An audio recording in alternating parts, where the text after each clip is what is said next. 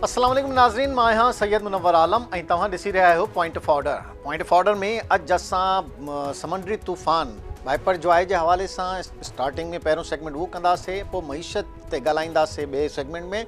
ऐं शुकुरु थियो ऐं समुंडी तूफ़ान जी ताक़त का कम थी वई, ख़त्म थी वई। कराची, ठट्टा, बदीन, केटी बंदर घटि मुतासिर थिया।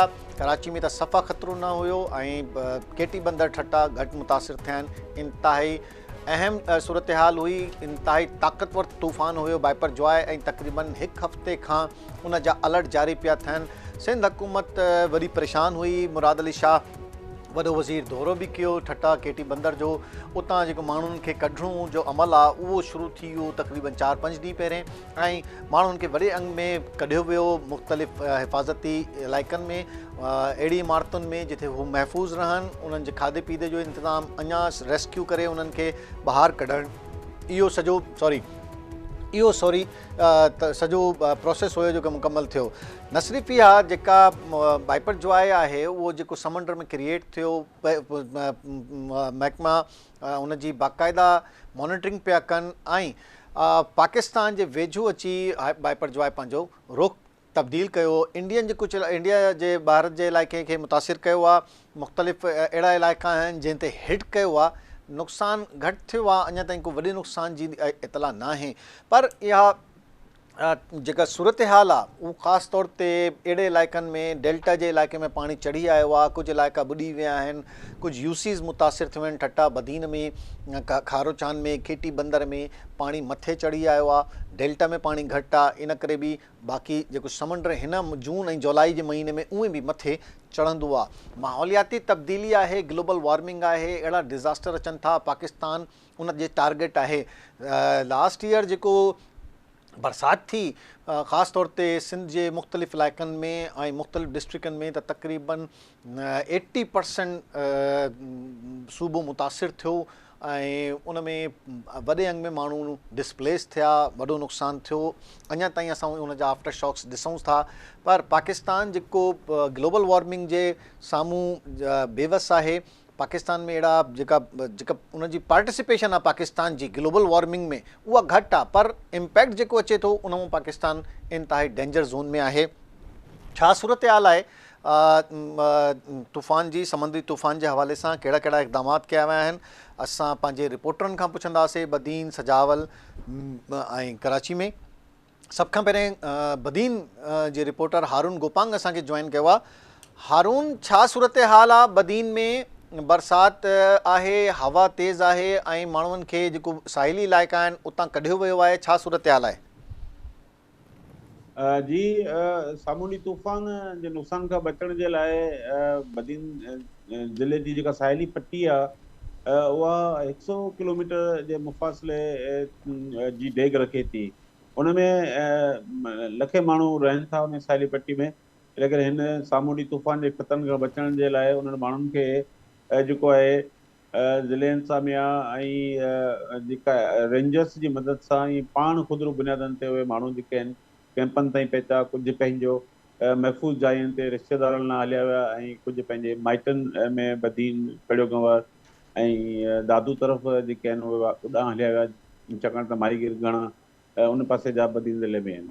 त हिन वक़्तु जेका ताज़ी सूरत हाल आहे त बरसाति हलंदड़ आहे ऐं सामूंडी तूफ़ान बदीन तां टारो कयो आहे, बदीन जे हदनि साहिली हदनि मां समुंड मां क्रॉस कयो आहे। उन खां पोइ उन जा जेके असरात आहिनि उहे बरसाति जी सूरत में, तेज़ हवाउनि जी सूरत में उहे ज़ाहिर थिया आहिनि ऐं तमामु घणो जेको आहे कल्ह खां वठी बरसाति जो सिलसिलो हलंदड़ आहे, जेको पूरी साहिली पट्टी में, जंहिंमें असांजी साहिली पट्टी अॻे ई जेको आहे नुक़साननि खे मुंहुं ॾींदी आहे, पाणी जी खोट खे मुंहुं ॾींदी आहे। त उन्हनि इलाइक़नि में बरसाति त जेका आहे तमामु घणी पई आहे, जंहिंमें 0 पॉइंट, अहमद राजो, बुगड़ा में पिणु शेख किरियो भंडारी, रूपामाड़ी, शेखाणी घाड़ी, अली बंदर वारी जेका एरिया आहे, सकू ॾंड वारी जेका एरिया आहे उन में, ऐं उन समेत बदीन शहर ऐं जेके मुख़्तलिफ़ बदीन जा शहर जा जेके ॿिया मुख़्तलिफ़ इलाइक़ा आहिनि उन्हनि में तेज़ बरसातनि जो सिलसिलो मुसलसल जेको आहे हलंदड़ आहे ऐं तेज़ हवाऊं बि जेको आहे उनजो सिलसिलो बि हलंदड़ आहे। बरसातनि जे करे बि जेको आहे माण्हुनि में ख़ौफ़ हिरास बि पकिड़ियल आहे। तूफ़ान मां अलाह ताला जेको आहे उन मुश्किल मां कढियो त ॿी मुश्किल मथां न अची वञे, त जेके बरसातूं आहिनि उन्हनि जी बि स्पीड घणी आहे, कंटिन्यूटी तमामु घणी आहे उनमें, अच्छा जंहिंजे करे इहे हारून शयूं थिए इहा थियूं। इहो बि ॿुधाइजो त हुकूमत कहिड़ा इक़दामात कया।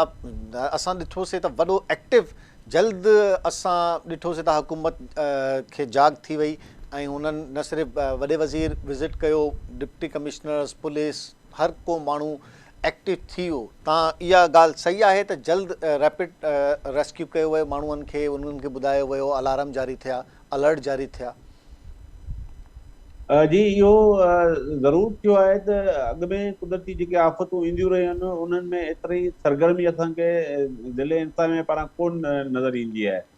हिन भेरे जेको आहे थोरो वधीक थी आहे, ऐं जो अलार्म हो मौसमियात खाते पारां अॻु में शयूं ॿुधायल हुयूं त हिन तारीख़ ते हिन टाइम ते ईंदो, त उन में जेको आहे माण्हुनि खे सेफ जायुनि ते कढण जे लाइ कोशिशि कई वई आहे, ऐं माण्हू उहे कैंपनि में पहुता आहिनि। तक़रीबन 30,000 खां लॻभॻि वधीक माण्हू आहिनि जेके 0 पॉइंट वारी एरिया आहे उते, छो त ख़ालिस हिकिड़ो माहीगिरनि जो ॻोठु आहे जंहिंजी आबादी 12 खां 16,000 ताईं आहे, हिकिड़े ॻोठ जी जेके 0 पॉइंट सॾिजे थो। त उन मां उहा आबादी, छो त उहे समुंड जे बिल्कुलु भर में किनारे ते वेठल आहिनि उहे माहीगिर, सदाबार वारो तड़ आहे उते ॻोठु जेको माहीगिरनि जो आहे। ऐं शेखाणी गाड़ी वारी हिकिड़ी एरिया आहे जेके माण्हू बिल्कुलु समुंड जे किनारे ते वेठा आहिनि, उन्हनि माण्हुनि खे ॿाहिरि जेको आहे अचण जे लाइ या मुख़्तलिफ़ स्कूलनि में पहुचण लाइ कोशिशि कई वई आहे, पर माण्हू मक़ामी माण्हू जेके माज़ी में जेके माण्हुनि सां जुठूं थियूं हुयूं उहे माण्हू उन्हनि सां अचण लाइ तयारु कोन हुआ रिलीफ कैंपनि में। त अच्छा उन्हनि मां वॾो हिसो जेको आहे माण्हुनि जो, या जीअं मूं तव्हांखे सवेल ॿुधायो त 100 किलोमीटर जी डेक जेका आहे पट्टी इहा रखे थी अहमद राजो खां वठी अली बंदर ताईं, ऐं हे ऐं इंडिया उन में ताईं लख माण्हू रहनि था। टच करे थी मीरपुर ख़ासि, और ॿियो इंडिया हिन पासे अंदरि माना सर क्रीक ताईं वञे थी? बिल्कुलु सर क्रीक ताईं बदीन वारी जेका साहिली पट्टी आहे उते वञे थी, ऐं अली बंदर खां शेखाणी गाड़ी खां जेको आहे इंडिया वारो बॉर्डर तक़रीबन 5-6 किलोमीटर साम्हूं ॾी जेको पाणी वारो मुफ़ासिलो आहे उन जे भरिसां हीउ इलाइक़ो आहे, ऐं उन जे वेझो इलाइक़ो ते इहे माण्हू जेके आहिनि उते काफ़ी माण्हू पंहिंजी ख़ुदरू बुनियादनि ते पंहिंजनि माइटनि ॾांहुं हलिया विया, ऐं उतां कैंपनि में उन्हनि जेको आहे तरसण जेके सही बहितर न सम्झो, बाक़ी जेके मजबूर ग़रीब माण्हू हुआ बिल्कुलु उहे कैंपनि में पहुता आहिनि, जंहिंजी गवर्नमेंट दावा करे थी त असां 30 खां 32,000 माण्हू जेको आहे कढिया आहिनि साहिली पट्टी जा, जेके महफ़ूज़ हंधनि ते पहुचायो आहे रिलीफ कैंपनि में। जेको हुकुम तइदाद ॿुधाईंदा त 31,000 खां मथे आहे, 24 रिलीफ कैंपूं क़ाइमु कयूं वियूं, लेकिन सरज़मीन जेका सूरत हाल आहे त हे त कॾहिं हाणे पोइ 31-32,000 हाणे त केसि ताईं वापसि मोटी वेंदा? सुभाणे परीहं ताईं इहो उमेद कयूं था त हीअ वापसि मोटी वेंदा माण्हू?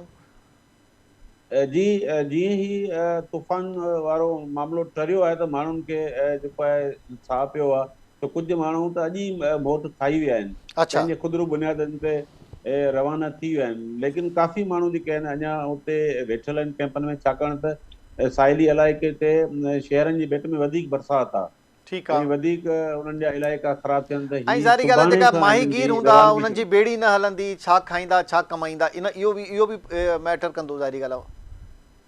इहा तमामु घणी शइ थी, जो असां जॾहिं कैंपनि में विया आहियूं उन्हनि माण्हुनि सां विया आहियूं त उन्हनि जो चवणु इहो आहे त असां बेरोज़गार थी विया आहियूं, छाकाणि त उन्हनि जी रोज़ी रोटी मच्छी ते आहे, होड़नि ते आहे, उहे वञनि था आणीनि था तॾहिं चाढ़ीनि था, त उहे माण्हू इंतिज़ामिया उन्हनि खे जेको आहे हफ़्ते खां वठी समुंड में न वञणु पियो ॾिनो, न ॿेड़ियूं त न हीउ पियूं वयूं मौसम त त उहे बि हुननि तक़रीबन जून जुलाई त अहिड़ो ई मौसम हूंदो आहे तक़रीबन माहीगीरनि ते, छो त उहो समुंड में इहो हर साल तक़रीबन इहो ई मूनसून प्री मूनसून समुंड ख़तरनाक थी वेंदो आहे। समुंड आम ॾींहंनि में समुंड जी जेका सूरत हाल अहिड़ी ख़तरनाक न हूंदी आहे, छाकाणि त मलाह जेके माहीगिर आहिनि उन जहिड़ो ई पाणी सां हूंदो आहे, समुंड जे अंदरि वञनि था, मच्छी मारनि था, सवाइ तूफ़ाननि जी वार्निंग खां बग़ैर हू अंदरि ई रहनि था। उन्हनि जा हज़ारनि जी तइदाद में उहे माण्हू आहिनि अंदरि वञनि था, 2-2 ॾींहं 3 हफ़्तो रहनि था, त हिननि ठीकु खे आहे। आम ॾींहंनि में इहो मसइलो नथो अचे। ऐं हिन वक़्तु जेका सूरत हाल आहे साम्हूं ॾींहुं तूफ़ान जी वार्निंग जे करे उहे माण्हू ॿाहिरि किनारनि ते सवें होड़ा जेके आहिनि उहे ॿाहिरि बीठल आहिनि, ऐं माहीगीर जेके आहिनि उहे माली हवाले सां बि हींअर जेके मुश्किलातनि में आहिनि, बेरोज़गार थी विया आहिनि, उन्हनि वटि जेको आहे इहो बि वॾी घणी ठीकु आहे शिकायत आहे हारून, त अंदरि सां थैंक यू खाइण वेरी पीअण मच का शइ फॉर न रही आहे। Haroon, thank you very much for updating us Badin ji Surat hall. Haroon गुपांग KTN जो नुमाइंदो ॿुधाए पियो ऐं जेका सूरत हाल हुई उन में माण्हू आया हुया पर हाणे जेकी जीअं टरी वियो आहे ख़तरो त कुझु माण्हू वापसि मोटणु शुरू कया आहिनि पर जेका मेन साहिल ते रहनि था माहीगीर आहिनि उन्हनि छो त अञा समुंड ख़तरनाक आहे ऐं ॿेड़ी उते खाइण जी इजाज़त कोन्हे त इन करे अञा वेठा आहिनि। सैफुल्ला जुनेजो सजावल खां असांखे जॉइन कयो आहे ऐं सैफुल्ला छा सूरत हाल आहे, छा कैंपुनि जी सूरत हाल आहे ऐं रेस्क्यू ऐं बरसाति जी छा सूरत हाल आहे? मुनवर भाउ हिन वक़्तु बि आउं कलका छाणी ते मौजूदु आहियां पंहिंजे समुंड जे किनारे ते। ठीकु आहे। कुझु ॻोठ आहिनि जेके हिन वक़्तु बि पाणी जे हेठि आहिनि उनमें यूसुफ शाहिर मला आहे, जूड़ियो तैमूर आहे, बसरियो तैमूर आहे, इस्माइल तैमूर आहे, कलका छाणी में उमर सईम आहे, हाजी डुंगर जत आहे, हाजी कासिम सईम आहे, इसाक तैमूर आहे, हाजी दांदल ऐं हाजी डुंगर जत आहिनि। इहे ॻोठ हिन वक़्तु बि आउं उते मौजूदु आहियां उहे पाणी जे हेठि आहिनि। हाणे हिते सूरत हाल इहा आहे त आउं ॿेड़ी जे ज़रिए के तरीक़े सां हिते कलका छाणी ते पियो आहियां। हाणे हिन इलाइक़नि में जे पहुचण खां पोइ ख़बर पई आहे त हिते जेके माण्हू ईअं सम्झो त तव्हां 40% माण्हू जेके अञा बि हिते इन इलाइक़े में रहिया पिया आहिनि जेके जा घर पाणी हेठि अची विया आहिनि। हाणे खारो पाणी जेको समुंड जो आयो हो उन जो पीअण जो जेको ख़ासि करे पाणी हो उन में खारो पाणी पियो ऐं उन्हनि माण्हुनि वटि न राशन आहे न पीअण जो पाणी आहे। हाणे रस्ता बि कोन्हनि, माण्हू जेके कैंपनि में रहिया आहिनि उहे बि हिते अची कोन था सघनि तंहिं करे कची पटियूं आहिनि। उन करे हिते जाती में जेके इन जी कैंपूं ठहियूं या सुजावल में ठहियल आहिनि। हाणे कैंपनि जी बि सूरत हाल ॾाढी ख़तरनाक आहे। कैंपनि जे अंदर में बि माना हिकिड़ी मानी अचे थी 4 बजे त ॿी वरी राति जो 1 बजे मानी मिले थी। हाणे उन करे हिते ॻोठाणनि जो न वञण जो कारण बि इहो हो त कैंपनि में वञण खां पोइ उन्हनि माण्हुनि खे न राशन थो मिले न मानी थी मिले तंहिं करे उन्हनि माण्हुनि जो इहो चवणो हो त असां हिते ई पिया आहियूं, असांजा माल वजा जेके उन्हनि खे छॾे असां कोन वेंदासीं। हाणे हीअ जेका सूरत हाल आहे हिन वक़्तु बि ॾाढी ख़तरनाक आहे। हाणे इन खां अलावा तव्हां इहो ॿुधो आहे त हींअर हिकिड़ो वोड़ो आहे उहो समुंड में वेलो वारो उहो गुम आहे, हुनमें 7 माण्हू मौजूदु हुआ।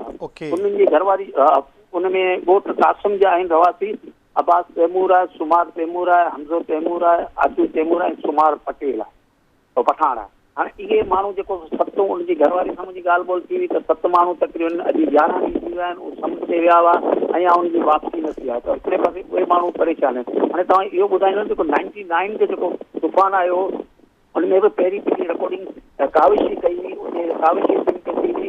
अॼु बि हिन साइडी पट्टी ते जेको आहे उनमें बि हिन वक़्तु बि असां जेको सो हिन कलका छाणी ते मौजूदु आहियूं। हाणे जेके माण्हुनि जी सूरत हाल आहे उहो ॾाढी ख़तरनाक सूरत हाल थी वई आहे। हाणे शायदि माण्हुनि खे उहो डपु त लही वियो आहे पर माण्हुनि जी वापसी जेका आहे उहो ॾाढी नामुमकिन आहे। इन करे उहो रस्ता तयारु न आहिनि, उन करे उहो माण्हू अचण लाइ त तयारु आहिनि पाण हिते न इंतिज़ामिया ते पुॼे न इन्हनि खे पीअण जो पाणी आहे न इन्हनि वटि राशन आहे। इन जो माल वजो जेको आहे समुंड जे किनारे जेको आहे उहो बुखनि पियो आहे। इन सूरत हाल में जेको इंतिज़ामिया जेके आहिनि अहिड़ा के उपाय न वरिता आहिनि त इहे माण्हू जेके आहिनि हाणे जॾहिं उन्हनि खे ख़तरो टरी वियो आहे त उन्हनि माण्हुनि खे कैंपनि मां वठी जॾहिं रस्ता सही कोन्हे त इहे माण्हू हिते किथे कीअं पहुचंदा। ऐं जेके माण्हू रहिया पिया आहिनि उहो बि तमामु बदहाल आहिनि। जेको टे आऊं ॻाल्हि ॿोल कई आहे 3 ॾींहं खां किन माण्हुनि मानी न खाधी आहे। हाणे इन सूरत में तव्हां सम्झो त हिकिड़ा माण्हू ख़ौफ़ हुजनि 99 जे तूफ़ान में घणो करे उहे माण्हू लॾे विया आहिनि जेको 99 में जंहिंजो तक़रीबन 450 माण्हू जेको सो फोत थिया हुआ। उन्हनि माण्हुनि खे डपो इन करे उहो माण्हू कैंपनि में पहुची विया। पोइ उहे जॾहिं कैंपनि में पहुचण खां पोइ हाणे उहे त माण्हू पहुची विया, ॿिया माण्हू जेके आहिनि साइली पुटी ते तक़रीबन 40 खां 45 हज़ार माण्हू आहिनि। हुन मां तव्हां सम्झो त केॾी तइदाद में माण्हू जेको हिन वक़्तु बि साइली पटी ते मौजूदु आहिनि। अच्छा, इंतिज़ामिया तव्हां ॾिसो था कुझु मुतहरिक आहे ऐं मानी उन्हनि खे सही मिले थी छो त हिकिड़ो सिर्फ़ु मानी जो आहे ऐं केसि ताईं उन्हनि जी इहा मोट शुरू थी वेंदी? हाणे मोट लाइ अॼु बि कुझु कैंप मां कुझु तव्हां 25 गाॾियूं निकिती वियूं। हाणे उहे अगरि कैंप मां निकिरंदा उनखे ॻोठ जी सूरत हाल जी ख़बर न आहे। हिन ॻोठनि जे अंदर में जेको पीअण जो पाणी हो न उनजे अंदर में खारो पाणी समुंड जो अची वियो आहे त उनजा तला जेको खारा थी विया।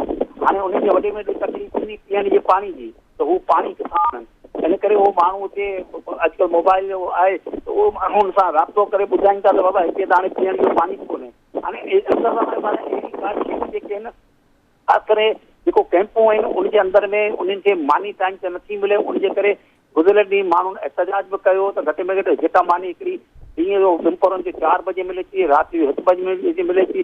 कुझु कैंपूं आहिनि जिते उन्हनि खे मानी मिलनि थियूं पर घणे भाॻे जेके कैंपूं आहिनि उन्हनि में जेके बि रहिया पिया आहिनि उन्हनि खे ॾाढी तकलीफ़ूं आहिनि। अच्छा, ऐं ही जेको डेल्टा में पाणी घटि आहे त ही पाणी चढ़ी आयो हूंदो, ज़ाहिरी ॻाल्हि आहे, त केतिरा ॻोठ हुन मां मुतासिर थिया आहिनि, केतिरनि ॻोठनि में यूसीज़ में पाणी अची वियो आहे? हाणे ॾिसो न, ही कड़मलक आहे या ही पंहिंजो हींअर हिते पाण बीठा आहियूं तलका छाणी ते, हिते हज़ारनि जी तइदाद में ॻोठ आहिनि, सौनि जी ॻाल्हि न आहे। हिते हज़ारनि जी तइदाद में ॻोठ हुजनि, उन्हनि ॻोठनि जे अंदरि में हिन वक़्तु हुते मौजूदु आहियां। पाणी जेको अथव उन्हनि ॻोठनि में बीठो आहे, खारो पाणी बीठो आहे। उन जी इहा ई घोड़ा हुई त बाबा हाणे असां 4 ॾींहं खां हिते रहिया पिया आहियूं, अचण वञण जा रस्ता ख़तमु थी विया आहिनि। उन करे असांखे वॾे में वॾी तकलीफ़ इहा त पाणी जेको पीअण जो जेको साफ़ असांखे मिले, उहो पाणी असांखे मिले कोन थो। अच्छा, मेन तकलीफ़ इहा ई आहे त पाणी साफ़ नथो मिले न। ऐं इंतज़ामिया जेको रेस्क्यू कयो हुयो, कैंपनि में छा सूरत हाल आहे? कैंपनि जी सूरत हाल तव्हांखे ॿुधायां थो। कैंपनि जे अंदरि में जेके माण्हू 99 में जिन जा घर जा भाती उजड़ी विया हुआ, उहे माण्हू तकड़ा उते थियनि था। केतिरा ई माण्हू आहिनि जेको हिन वक़्तु बि ॻोठनि में मौजूदु आहिनि। कैंपनि में जेकी सूरत हाल आहे उहा त ॾाढी ख़तरनाक आहे। मतिलबु तव्हांखे ॿुधायूं त उन्हनि खे मानी बि मूंखे दोस्तनि ॿुधायो त चीपा वारा खणी ईंदा आहिनि हैदराबाद मां मानी तयारु थी, जेॾी महिल जाती यकीन हुते 4 थी वेंदा। 4 बजे खां पोइ उन बपोरनि जी मानी मिलंदी, त राति जी मानी खे 1 बजे उतां मिले थी। त कैंप जे अंदरि में उहो माण्हू जेको हिन वक़्तु ख़ासि करे खांसी बीमारी आहे, उहो कैंप जे अंदरि में आम थी वई आहे। ठीकु आहे सैफुल्ला, थैंक यू। सजावल खां सैफुल्ला जुणेजो असांखे आगाह करे पियो सूरत हाल खे। ऐं सूरत हाल सही न आहे। मेन मसइलो इहो आहे त साफ़ पाणी हाणे न आहे, छो त पाणी खारो थी वियो आहे ऐं तालाब जेका हुआ उहे बि खारा थी विया आहिनि पाणी सां। अब्दुल्ला सोलंगी KTN जो ख़ुसूसी नुमाइंदो कराची खां KT बंदर पहुतो ऐं 4 ॾींहंनि खां असां ॾिसूं था त अब्दुल्ला वॾी महिनत सां उते कवरेज कई आहे। अब्दुल्ला, छा सूरत हाल आहे साहिली इलाइक़नि जी, ख़ासि तौर ते KT बंदर ऐं हुनजे आसे पास जो? वॾी महिरबानी मुनवर साहब।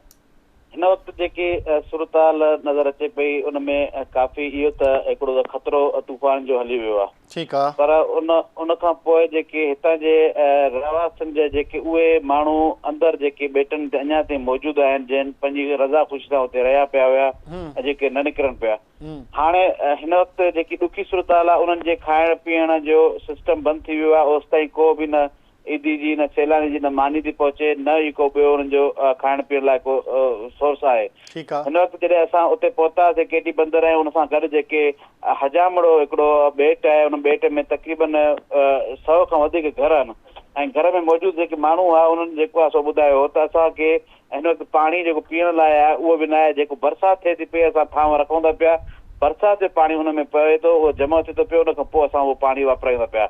अहिड़ी तरह उन्हनि वटि कुझु ॿकरियूं आहिनि, कुझु जानवर आहिनि, उहे जानवर जेको आहे सो पाणी उन ई बरसाति जो पाणी इस्तेमालु कनि पिया। उनखे जॾहिं असां पुछा कयोसीं त तव्हां छो न विया, त उन्हनि इहो ई ॿुधायो त असां जेको ही समुंड जूं लहरूं आहिनि, वीरूं आहिनि, उन वीरुनि खां असां अंदाज़ो लॻाए सघंदा आहियूं त जेको पाणी आहे उहो केतिरो ख़तरनाक सूरत हाल अख़्तियार करे सघे थो ऐं समुंड जेको आहे केतिरो असांखे नुक़सानु पहुचाए सघे थो। हीअ हिकु वॾी ॻाल्हि मां तव्हांखे ॿुधायां पियो त हीअ जेके माण्हू मौजूदु आहिनि उहे इन अंदाज़े सां पंहिंजे बचाव करे सघनि था त हे जेके वीरूं लहरूं उन्हनि जे जेको ख़तरनाक सूरत हाल या शिदत केतिरी आहे उहा अख़्तियार कनि था पिया। मुंहिंजे ख़्याल में त इहो मौसमियात खाते वारा बि जेकॾहिं हिननि सां इहे सलाह मशवरे करण बाद जेकॾहिं का प्रोटेक्शन ॾियनि त उन में बहितरी थी सघे पई। ही त सही आहे, ही त ॻाल्हि बिल्कुलु ठीकु आहे। उन्हनि खे इहा हिकिड़ो सेंस हूंदो आहे, ठीकु आहे, हू उते रहनि था, उन्हनि खे इहो सेंस आहे थोरो घणो, पर इहो सेंस हर दफ़ा कमु न कंदो आहे। 99 में असां ॾिठोसीं त उन में तक़रीबन 400-500 माण्हू हलाक थी विया, 400-500 माण्हू हुन में ॿुॾी विया ऐं हज़ारे माण्हू हुन में मुतासिर थिया, त हीअ कॾहिं कॾहिं कैलकुलेशन ग़लति बि थी वेंदी आहे।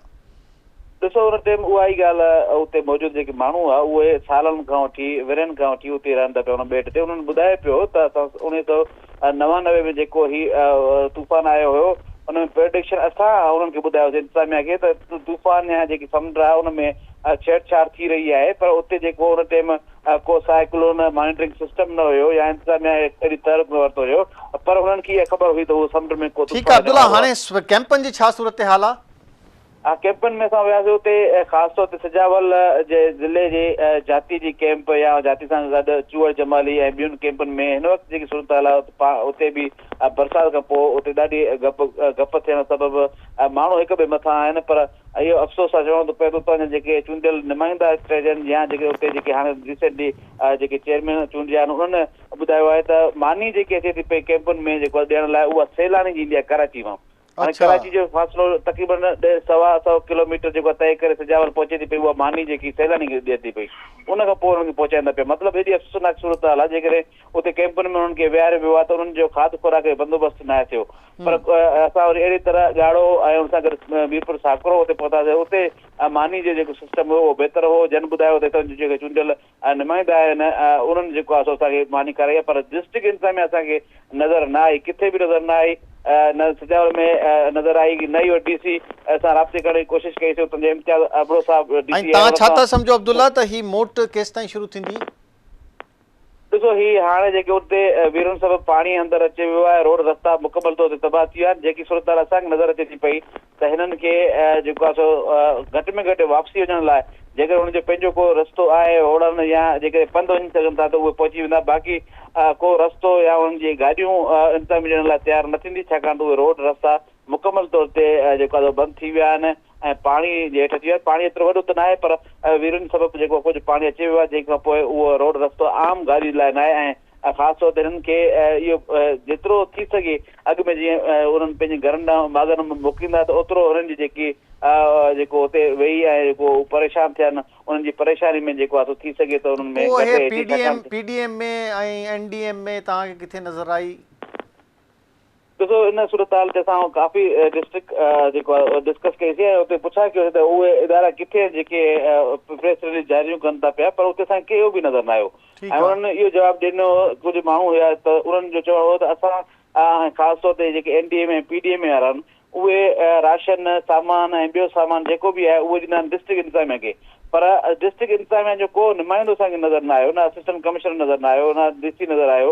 उते जेके इदारा कमु कनि था पिया फिलहाई इदारा आहिनि उहे असांखे नज़र अचनि था पिया, उन्हनि जी गाॾियूं नज़र अचनि थी पियूं।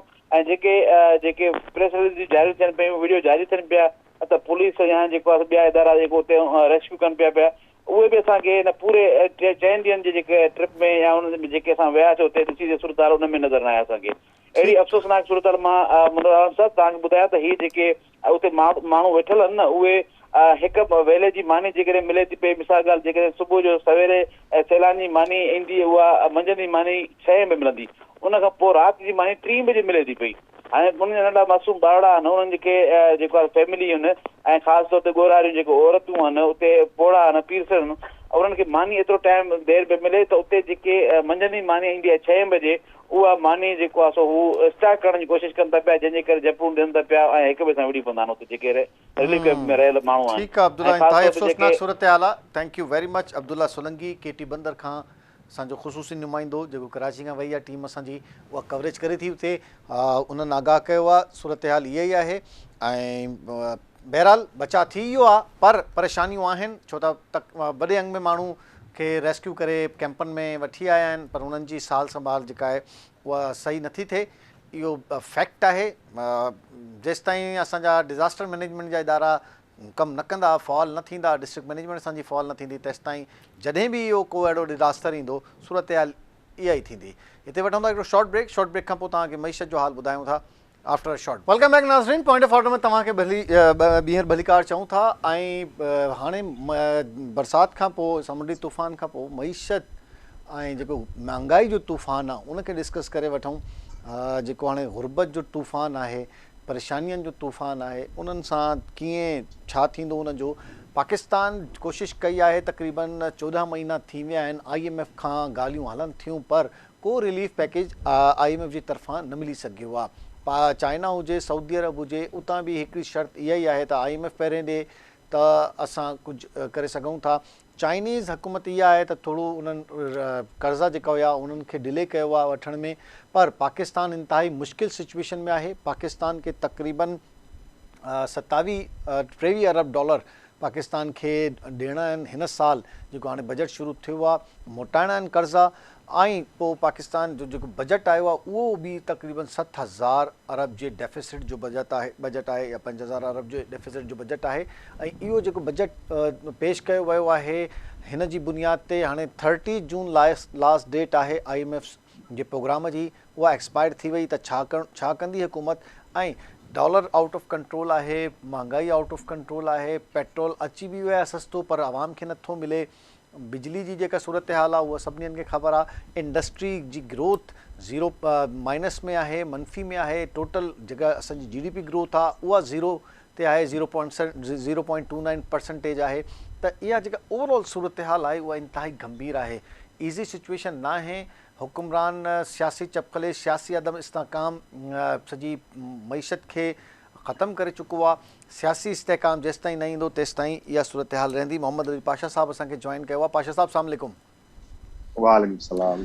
पाशा साहब, छा तव्हांखे जेका दावा आहिनि इसाक डार जा त असां तक़रीबन शर्तूं पूरी करे छॾियूं आहिनि पर पोइ बि IMF छो ॾियण जे लाइ तयारु न आहे तव्हांखे रिलीफ? एक्चुअली IMF जी जेके शर्तूं आहिनि उहे असांजूं थ्योरी में त आहिनि पर प्रैक्टिस में उनखे ओतिरो इम्प्लीमेंट नथो थी सघे। ठीकु आहे। ऐं उनजे विच में हिकिड़ो काफ़ी शयूं आहिनि जेके असां ॻाल्हाए सघूं था पर मेन वजह इहा आहे त जेको पेट्रोल जी क़ीमत खे जेको करिणो आहे कंट्रोल उनखे जेको आहे उहो न पियो थिए। ॿियो जेको बिजली जा यूनिट जा जेके हिननि स्लैब्स रखिया आहिनि त जेके 100 यूनिट खां पोइ वधी थी वञे, 500 यूनिट खां पोइ 42 रुपया यूनिट थो थी वञे, इहे त हिकिड़ियूं आम शयूं आहिनि जेके हर इंसान यूज़ थो करे, बिजली थियो, गैस थियो। इन शइ जेको आहे माण्हुनि खे मुंझाए छॾियो आहे। ठीकु आहे। पहिरीं त इन शइ खे कंट्रोल करणो पवंदो त हीउ जेको IMF जी शर्तूं था मञूं त पिया मगर उन सां जेको हिकिड़ो असांजो हर तबिको ख़ासि करे लोअर मिडिल क्लास, लोअर ऐं मीडियम मिडिल क्लास इहे जेके आहिनि उहे काफ़ी हिन सां सफ़र पिया कनि। अच्छा, ॿी ॻाल्हि जेको आहे असां रॉ मटीरियल्स ते जेको आहे फोकस वधीक पिया कयूं ट्रेड जे हिसाब सां एक्सपोर्ट में, ऐं असां सोचूं पिया त उहो एक्सपोर्ट करे असां IMF जे लोन खे जेको आहे कवर करे ईंदासीं या असां कैपिटल इनफ्लो एॾो अची वेंदो, प्रोडक्शन असांजी वधी वेंदी। प्रोडक्शन वधी बि सघे थी ऐं ट्रेड बि थिए थो मगर तव्हां इहो ॾिसो तव्हां रॉ मटीरियल खे वधि में वधि सेल करण सां तव्हांखे जेको मुनाफ़ो थींदो उहो एतिरो कोन्हे, उहो नॉमिनल आहे, उहो IMF जे लोन जे लाइ या उनखे जेको शर्तूं पूरी करण लाइ ओतिरो न आहे। पर उन जी जॻह ते अगरि असां फिनिशिंग गुड्स ते वेंदासीं जेको असांजा हिकिड़ो तयारु गुड्स हूंदा उन ते असांखे वधीक प्रॉफिट थींदो ऐं कैपिटल इनफ्लो वधीक ईंदो, ॿाहिरां पैसो वधीक ईंदो। त इन ॻाल्हि ते इहे हिकिड़ा ॿ टे गैप्स आहिनि, उन ते हिकिड़ो मां ॻाल्हाइण थो चाहियां। ॿियो जेको मां चवां थो स्किल्ड वर्क फोर्स, जेसि ताईं असां वटि स्किल्ड वर्क फोर्स न ईंदी, इन करे हींअर जेको दुनिया आहे उहा हाणे उहा न आहे त असां ग्रीन रेवोल्यूशन खां पहिरीं या इंडस्ट्रियल रेवोल्यूशन खां पहिरीं शयूं एतिरियूं ईज़ी हुयूं। हाणे ग्रीन रेवोल्यूशन खां पोइ, इंडस्ट्रियल रेवोल्यूशन खां पोइ दुनिया डिजिटलाइज़ थी वई आहे। फ्रीलांसिंग, SMEs ऐं इन्हनि ते वधीक फोकस थो थिए। हिते असांजो नौजवान तबिको जेको आहे अञा ताईं स्टीरियोटाइप ट्रेडिशनल तरीक़े सां शयुनि खे ॾिसे पियो ऐं असांजो स्किल्ड वर्क फोर्स जेको आहे उहो ज़ाया पियो थिए। त असांखे वधि में वधि एजुकेशन जेके आहे पाशा साहब, स्किल्ड फोर्स त असांजी बसि फौरी तौर ते मुल्क छॾे निकिरी थी वञे।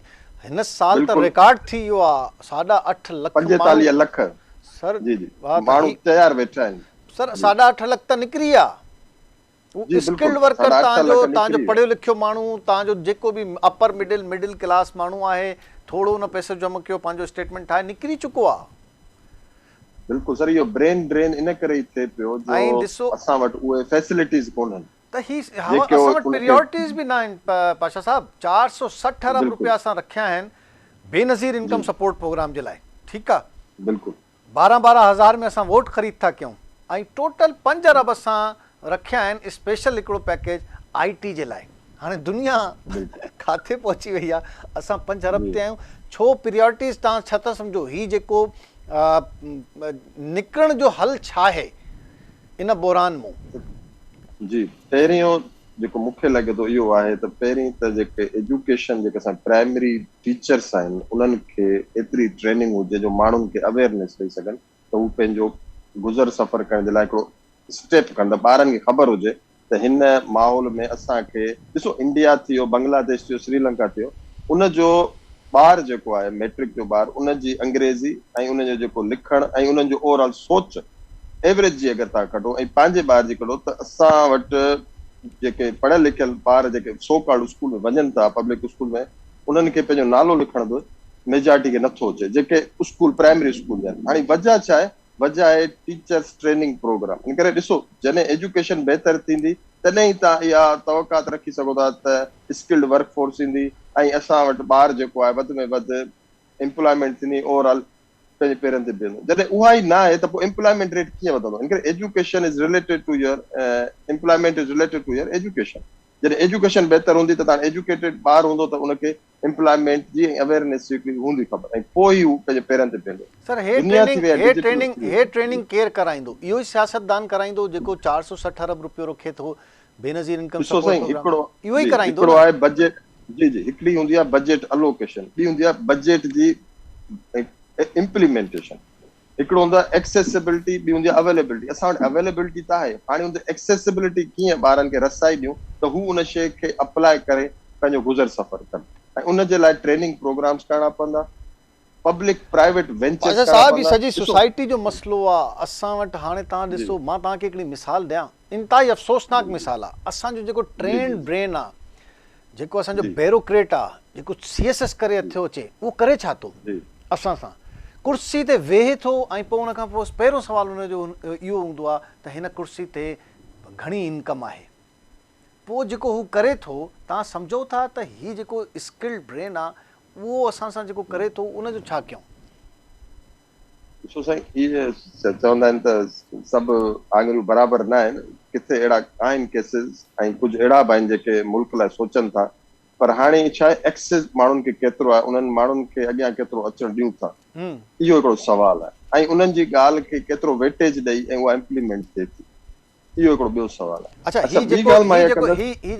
ही जेको असांखे कर्ज़ो मोटाइणो आहे, इन जे लाइ हुकूमत छा कंदी? IMF जो प्रोग्राम हिकिड़ी जाइ ते 30 जून ते न थियो, हाणे जेका असांखे नेक्स्ट मंथ खां कर्ज़ा मोटाइणा आहिनि, या असांजो जेको बजट डेफिसिट आहे उनखे घटि करण जे लाइ हुकूमत कंदी छा? पहिरियों त प्रोडक्शन पंहिंजी वधाए, एग्रीकल्चर सेक्टर, इन करे असां वटि इहो हिकिड़ो स्पेशलाइज़ेशन आहे, इहो असांजो हिकिड़ो टूल आहे जिते असां पंहिंजी टेक्सटाइल इंडस्ट्री, कॉटन इंडस्ट्री, इनखे असां वधाए था सघूं। ठीकु आहे, जीअं प्रोडक्शन असांजी वधंदी, इन करे इहे कुझु अहिड़ियूं शयूं आहिनि जेके असांखे अॻियां कुझु को माना रिलीफ ॾेई सघंदी, प्रोडक्शन खे वधाइनि। ॿियो, जीअं त हिकिड़ो करंट मार्केट जूं या मॉडर्न टेक्निक जूं ज़रूरतूं आहिनि, उन्हनि खे अपनाइनि, डिजिटलाइज़ेशन खे ॾिसी उन्हनि प्रोडक्ट नथा सम्झो सियासी इस्तेहकाम हिकिड़ो वॾो रीज़न आहे? जेसिताईं हू न हूंदो, दुनिया जी ट्रेड, दुनिया सां तालुकात, सभु हर शइ उन ते डिपेंड करे थी। ॾिसो, पॉलिटिकल इकोनॉमी जेके चवंदा आहिनि न, त पॉलिटिकल इकोनॉमी इंटर रिलेटेड आहे। सियासी जेको तव्हां चओ था, इन जे लाइ पहिरीं असांखे खपे पीस, नेशनल इंटीग्रेशन, प्रोविंसिस में हिकिड़ो कॉन्फिडेंस, पोइ असां ॻाल्हाईंदासीं डेमोक्रेटिक बिहेवियर, त माण्हुनि खे पंहिंजी अवेयरनेस हुजे त असांजे राइट्स छा आहे, पोइ असां ॻाल्हि कंदासीं पॉलिटिकल स्टेबिलिटी जी। असांजा शुरू जा जेके 2 स्टेप्स आहिनि उन में आहियूं, जीअं साईं मूंखे यादि अचे थो, पोइ हिकिड़ो प्रोग्राम हो जंहिंमें SDGs जी ॻाल्हि कई वई, सस्टेनेबल डेवलपमेंट गोल जी, त असां ॻाल्हायोसीं भई एजुकेशन ते। मां चयो एजुकेशन खां पहिरीं त तव्हां हेल्थ ते ॻाल्हायो, जेको पहिरीं ॿार जेको फूड सिक्योर हूंदो, पहिरियों जो पेट भरियल हूंदो, पोइ हू एजुकेशन जो सोचंदो। जॾहिं उहो ख़ुदि फूड सिक्योर न आहे, फूड इनसिक्योर आहे, माना हुनजो पेट भरियल न आहे, त हू एजुकेशन सोचंदो कीअं? पहिरीं त उनखे हेल्थ ते ॻाल्हाइजे त हेल्थ फैसिलिटीज़ कहिड़ियूं आहिनि, पोइ तव्हां अचो एजुकेशन ते, पोइ तव्हां अचो था डेमोक्रेटिक बिहेवियर ते, ऐं पोइ असां ॻाल्हाईंदा जब पॉलिटिकल स्टेबिलिटी अचो। बिल्कुलु सही था चओ। जी जी, पर इहे 3 स्टेप्स आहिनि त जी जी। न, हिकु त हीअ त तव्हां आइडियल सिचुएशन, असां वटि जेका सिचुएशन इहा आहे त जमातूं, जमहूरियत, पार्लियामेंट विड़े थी, अनसर्टनिटी आहे, इलेक्शन थींदा या न थींदा, ॿाहिरां मुल्क असांखे एतमाद नथा कनि, उन्हनि जो जेको कॉन्फिडेंस लेवल आहे या असां ते उन्हनि जेको एतमाद जो लेवल आहे उहो इंतिहाई घटि आहे। हीअ बहितर करण जे लाइ अञा बि तयारु न आहिनि। जी, अच्छा, इन जो मेन रीज़न इहो आहे त हिकिड़ी यूनिफॉर्म पॉलिसी न आहे। असांजी हिकिड़ी गवर्नमेंट अचे थी, वरी ॿी अचे थी, पॉलिसीज़ बिल्कुलु चेंज थियूं करे छॾनि। हींअर जेकी नई बजट आई आहे या लास्ट ईयर आहे हिन गवर्नमेंट जो, वरी ॿी जेकी ॿिए साल नई गवर्नमेंट हूंदी उहा पंहिंजूं ॻाल्हियूं कंदी। अगरि इन ई शयुनि खे असां फॉलो बैक न कंदासीं, यूनिफॉर्म पॉलिसी न आणींदासीं, त रिज़ल्ट्स न मिलंदियूं। तव्हां ॾिसो जेके वॾा वॾा मुल्क आहिनि जंहिं जंगूं लड़ियूं आहिनि, तव्हां वियतनाम खे ॾिसो, श्रीलंका ॾिसो, इहे जेके क्राइसिस में त रहिया आहिनि, मगर एटलीस्ट पंहिंजी पॉलिसीज़ में फ्लक्चुएशन न आंदी अथनि। जेके लीडर्स आहिनि उन्हनि खे पंहिंजी ॿियनि भले केतिरी ॻाल्हियुनि जो बि उन्हनि खे इख़्तिलाफ़ात हुजनि, मगर हू चवंदा आहिनि मुल्क पहिरीं, माना पॉलिसीज़ में डिफरेंस न अचे, जीअं आम माण्हू ते हिकिड़ो उन्हनि खे रिलीफ मिले। हाणे हिन बजट में अगरि हेल्थ, एजुकेशन ऐं ट्रांसपोर्ट, इन्हनि 3 शयुनि ते रुगो फोकस कनि, वधीक न वञनि, इन्हनि 3 शयुनि ते फोकस कनि, त मां सम्झी सघां थो त काफ़ी जेको आहे न पॉज़िटिव चेंजिस अची सघनि थियूं। Thank U Mohammad Ali Pasha Sahib, thank you very much. माहिर माशियात असां सां हुयो ऐं पॉलिटिकल स्टेबिलिटी बि हुजे, पॉलिटिकल इकोनॉमी जॾहिं सही थींदी ऐं इहा ई सूरत हाल रहंदी।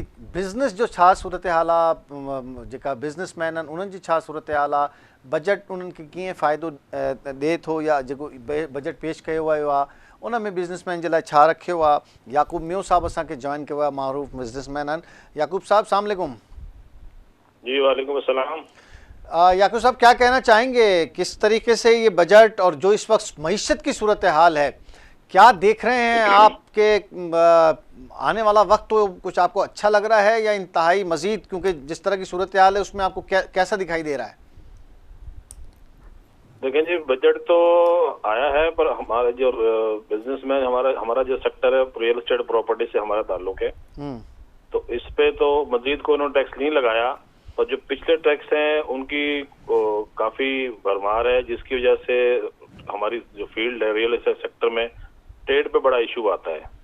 जैसे पहले हमारे पास जो प्रॉपर्टी पे जो गेन टैक्स लगता था वो उसका टाइम फ्रेम था, 3 साल तक लगेगा, 4 साल तक लगेगा, या लास्ट टाइम उन्होंने 7 साल कर दिया था, उसके बाद वो गेन टैक्स नहीं लगेगा। अब उन्होंने उसको समझे जब से पाकिस्तान बना है उस वक्त आज तक जो प्रॉपर्टी लेगा उसी को गेन टैक्स देना पड़ेगा उसको। फाइलर के लिए कुछ परसेंट है और नॉन फाइलर के लिए कुछ परसेंट है। एक तो इससे हमें तो इससे नुकसान है, इसमें कोई बेहतरी तो नहीं आई जो बजट आया है इसमें हमारे रियल एस्टेट सेक्टर पे तो। और एक जो दूसरा तो जो है तो वो जो टैक्सेस का इशू है, एडवांस टैक्स वगैरह हैं, उस पर हमें अगर को रिलीफ दिया जाए हुकूमत तो उसको हम रेवेन्यू जनरेट कर सकते हैं इस पे। और ये जो पहले तो बीच में ये था कि बड़ा अगर कोई अच्छा मौके क्रिएट हो तो फिर रेमिटेंसेस भी ज़्यादा आएंगे, लोग बाहर से जो लोग बैठे हुए हैं वो यहाँ घर बनाना चाहते हैं। जी जी हाँ, उसके हवाले से रेमिटेंस सब जब आएगी, जब बाहर से सर पैसा आएगा, ओवरसीज पैसा पाकिस्तान भेजेगा तो रेमिटेंस भेजेगा तो उसमें ग्रोथ होगी ना सर। तो उसके लिए आपको बिजनेस को उनको खोलना चाहिए, छूट देनी चाहिए और एलसी वगैरह खोलने को देनी चाहिए, ताकि हमारे सेक्टर के अलावा तमाम सेक्टर पे असर पड़ा है इस पर। तो इस पर गाड़ियां हैं, दाने का काम है, प्लास जितना भी बाहर से हमारी चीजें इंपोर्ट होती हैं उन सब पे ही असर है। जब वो पैसा सारा ब्लॉक हो गया ओवरसीज का और किसी भी इंडस्ट्री का, तो किसी भी सेक्टर में बेहतरी नहीं आ सकती। हाँ, तो अब क्या आप वैसे मार्केट की क्या सूरत हाल है? मार्केट बहुत डाउन है तो इस वक्त तो जो हमारा सेक्टर है वो काफी अफेक्टेड है हर लिहाज से, चाहे वो डिफेंस क्लिफ्टन लगा लें, चाहे वो बिल्डअप प्रॉपर्टी हो, ओपन प्लॉट्स हो। बैरियर टाउन तकरीबन 35% माइनस में है जो रेट था 4 साल पहले। यही हाल डीएचए सिटी का है और यही हाल तमाम सोसाइटीज का है जिन लोगों ने प्लॉट्स बुक कराए जो इंस्टॉलमेंट पे करते थे, अब वो बिल्डर को इंस्टॉलमेंट नहीं पे कर रहे हैं, जिसकी वजह से बिल्डर ने जो डेवलपमेंट का काम था वो स्टॉप कर दिया है। तो ये काफी परेशानी है क्योंकि इनकम है नहीं और बिल्डर का अपने पास से आप सड़कों पे घूमते हैं, आप देखते हैं क्या हाल है गरीबों का, क्या हाल है मिडिल क्लास का? सर मिडिल क्लास का तो बुरा हाल है और गरीब तो बिल्कुल गरीब से गरीब होता गया और हो रहा है, क्योंकि हम सारा दिन कहीं भी जब भी बाहर निकलते हैं तो पहले तो हमने कभी नहीं देखा कराची में गए कोई चलानी पे कोई लाइन लगी हो रोड तक या जेडीसी पे कोई लाइन लगी हो खाने वालों की। अब तो कभी गुजर होता है मगरिब के टाइम से किसी रोड से गुजरते हैं तो देखते हैं कि 400-500 आदमियों की लाइन लगी हुई है। सुबह नाश्ते पे कहीं लाइन लगी हुई है गरीबों की, जो सिक्योरिटी गार्ड वगैरह है, जिनके कम मुलाजमिन सिविल मुलाजमिन जो तनख्वाहदार हैं वो तबका है, या जो प्राइवेट पर्सन भी है बेचारे जो दिहाड़ी मजदूरी करते हैं, तो वो काम तो है नहीं किसी सेक्टर में, तो मजदूर को मजदूरी कहाँ से मिलेगी? तो फिर वो जाहिर है जहाँ से उसको लंगर खाने पे खाना खाना पड़ेगा वो वहीं जाएगा, सैलानी पे जाएगा, जेडीसी पे जाएगा, किसी और इदारे के पास वो लेन लगी होती है तो वो लोग बेचारे वहां से अपना खा गुजर बसर करते हैं। कैसे बूस्ट कर सकते हैं आपके सेक्टर को? हुकूमत क्या ऐसे इक़दाम करे? हमारे सेक्टर में सर बूस्ट ये है कि ओवरसीज को रिलीफ दिया जाए, पैसा पाकिस्तान ट्रेड हो, वहां से पैसा आए। और दूसरा ये जब तक डॉलर वगैरह जब जो रेट बढ़ रहा है रेगुलर, अक्सर जो इन्वेस्टर्स हैं वो तो प्रॉपर्टी की बजाय डॉलर को कहते हैं जी डॉलर का काम अच्छा है, वो डॉलर लेते हैं, कैश पे काम करते हैं, कैश पे अपना काम रखते हैं। तो वो प्रॉपर्टी की तरफ देखते ही नहीं है कि जो वहां से पैसा बढ़ रहा है डे बाय डे, तो उनको क्या जरूरत है उस प्रॉपर्टी में, सेक्टर में पैसा लगाने की, रियल सेक्टर में पैसा लगाने की, और फिर उस पर टैक्स भी देने की, क्योंकि उस पर तो कोई टैक्स नहीं है, वो डेली परचेज करते हैं, सेल करते हैं। तो इसके लिए बेहतरी हुकूमत से हमारी रिक्वेस्ट है कि वफाकी हुकूमत भी सोचे, दूसरे सिंध हुकूमत भी सोचे कि हमें इसमें रियल एस्टेट सेक्टर पे, बल्कि तमाम इंडस्ट्री जितनी भी इम्पोर्ट करती हैं उसमें सारी इंडस्ट्री आती है, उनको रिलीफ दिया जाए और टैक्सेस के इशू को देखा जाए, ओवरसीज को। और इतना महंगा बिजली का यूनिट ये इफेक्ट नहीं कर रहा, और उसके अलावा इतनी महंगी यूटिलिटी गैस इतनी महंगी, तो ये सारा कुछ इफेक्ट कर रही है। देखें, पहली बात तो गैस है ही नहीं और बिल हर महीने आ जाते हैं। ठीक है। हर गरीब आदमी जो है बेचारा, जो हमारे पास ऑफिस में मेरा ऑफिस बॉय है, वो आज भी कह रहा था जी सर मेरे घर में 2 पंखे हैं और वॉशिंग मशीन कोई नहीं है, मेरा बिल 6,500 रुपये आया है और गैस का बिल मेरा 250 रुपये आया है, जबकि गैस है ही नहीं, गैस तो आ ही नहीं रही है, एक साल से गैस नहीं आ रही किसी भी इलाके में, हमारे इलाके में डिफेंस की तरफ भी, तो इस कमिश्न जिस एरिया में हम रहते हैं इधर बिल्कुल गैस है नहीं और बिल वही आ रहे हैं, मुसलसल बिल आ रहे हैं, किसी भी कोई कमी नहीं है। बल्कि हर हफ्ते बाद एक खबर आती है जी 1.5 रुपये बिजली का यूनिट बढ़ा दिया है, 2 रुपये यूनिट फी बिजली का बढ़ा दिया है। अच्छा, इसमें 7-8 किस्म का तब टैक्स आ गए हैं, अब अगर उसको गिनने बैठे हैं तो टाइम ही गुजर जाएगा। ये समझ नहीं आता कि ये सुपर टैक्स कौन सा है, एडवांस टैक्स कौन सा है, इनकम टैक्स अंडर सेक्शन 235 कौन सा है, सेल टैक्स कौन सा है, एक्स्ट्रा टैक्स भी है, फर्दर टैक्स भी है, सारे टैक्स हैं बिजली के कई के बिल में। तो केसी भी कोई रिलीफ नहीं दे रही है, हुकूमत भी उनसे पता नहीं क्यों नहीं कह रही, हमसे बाहर है। महंगाई तो दिन ब दिन बढ़ती जा रही है और इनकम दिन ब दिन कम होती जा रही है। बहुत शुक्रिया, thank you very much Yaqoob Mayo साहब, मारूफ बिजनेसमैन असां सां मौजूद हुआ से। वाज़े तौर ते उन्हनि चई त महांगाई वधी रही है, को कंट्रोल करण वारो कोन्हे, गरीब तक़रीबन ख़त्म आहे, मिडिल क्लास ख़त्म थी रही है तेज़ी सां, को पुछण वारो कोन्हे। छा मईशत जी सूरत हाल आहे, असां मज़ीद ॾिसूं था स्पेशल असिस्टेंट वॾे वज़ीर मुराद अली शाह साहब जा फराज़ लाखानी साहब असांखे जॉइन कयो आहे। फराज़ साहब अस्सलाम वालेकुम। जी वालेकुम सलाम। फराज साहब, जो इस वक्त दावे हैं इसहाक डार साहब के और हुकूमत का हिस्सा हैं, क्या सही लग रहे हैं? ये हो जाएगा मुआहदा, कुछ कंट्रोल आएगा, किस तरीके से हम आने वाले साल में अपने कर्जे पे करेंगे, कुछ फ्रेमवर्क आपको नज़र आ रहा है या बस दावे नज़र आ रहे हैं? देखिए, डिफिकल्ट डिसीजंस तो लिए हैं और डिफिकल्ट डिसीजंस का मतलब यही होता है कि थोड़ी सी मुश्किलात थोड़ी देर के लिए आती हैं, फिर जो है उसके आगे फिर जो है ना आपको जाना नजर आता है।